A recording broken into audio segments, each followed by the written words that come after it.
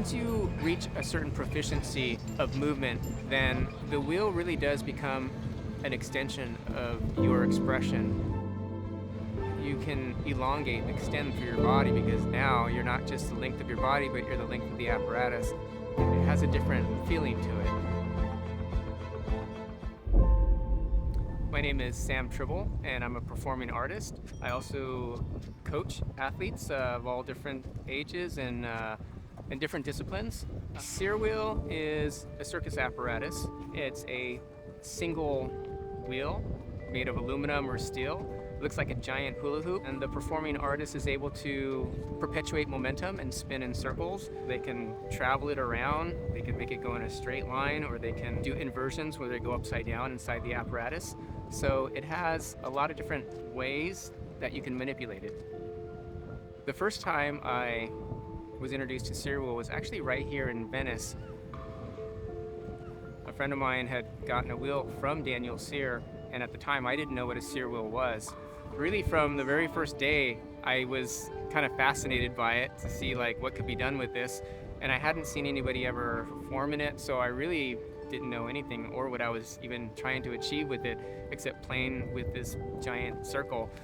As I became more proficient, that's I think when I really started falling in love with the aspect and the movement and art itself. So I started making my own wheels, and when I made one that actually fit me, my size, that's when I really started to learn and pick up the waltz and understand like how I was supposed to perpetuate the momentum.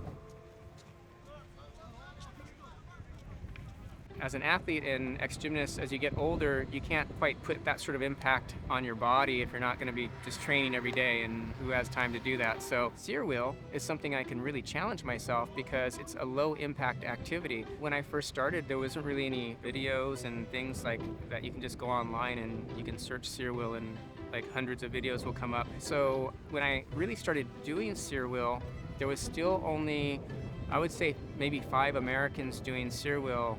Since then, I've traveled all around the country in my Spinovation truck with an inventory of wheels. I had so much fun with it, I went back and I started taking the original Daniel Sear wheel and thinking about how I could make it a little bit more user-friendly. And that came to making the parts so that they're interchangeable. Just a few other little adjustments. Kind of a lot goes into it.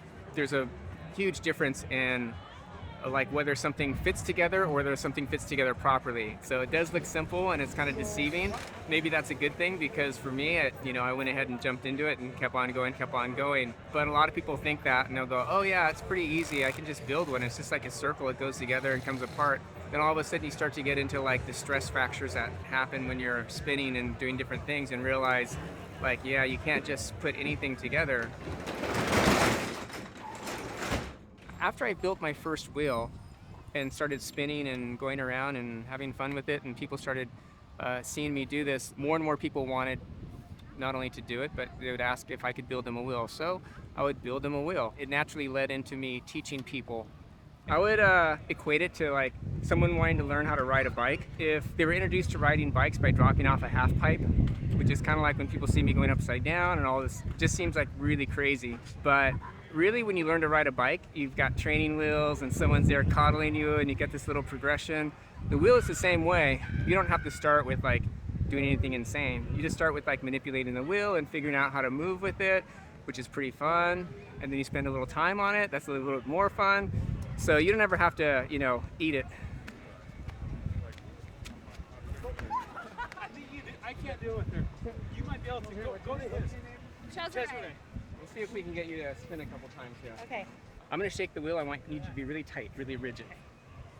Good. So now you're just part of the wheel. Okay. So I'm just spinning the wheel. It should feel pretty much the same. Uh-huh. So you're going to stay there, and we're just going to get some momentum going. Okay. There, stay there. Do it great. Doing great. Oh yeah. Doing great. Whoa! Good job. Oh my God, that's awesome. I like to know that the people that are getting my product, if they come out, I get to meet them, I get to work with them and get them off to a good start so that they know they have a little support. Because I definitely had a really long, slow, progressive time with steer wheel learning. I wouldn't necessarily want to put the struggles I had on anybody else, knowing that there's a few things that they could know to make things better. When I'm spinning, I'm primarily just focused on what it feels like through the movement. If you're in a really pristine environment, like a nice big gymnasium and there's nothing around you and you're just free to move, then your whole focus could be entirely just on what it feels like to be in the wheel and just moving with that. Really, it's pretty meditative because you could actually close your eyes and spin and do your entire skill set with your eyes closed.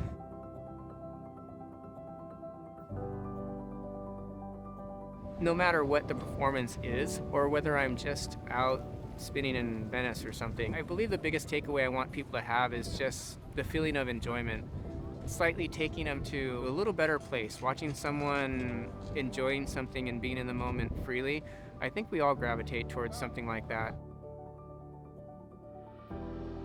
The thing that continues to extend are, for me, the students I work with, because they're the ones that are going to continue to do the activity, and even if they don't, they'll have lessons learned about like how that enhanced their life and brought them to wherever they are. You know, you have to be passionate about what you're doing, and then really great things happen. And you know, yes, you have to make a living and you have to be smart about what you're doing, but when we put so much emphasis on you have to make money every time you leave the house type of mentality, you're probably not going to be very happy. You're always going to be thinking, I should have gotten more of this or I should have gotten more of that, and blaming other people for why you're in the situation you are. But doing steer wheel, it's one of the things that I can do where I'm in my element, and I know that for the time being, doing this activity is time well spent because I'm able to use that to help impact other people's lives.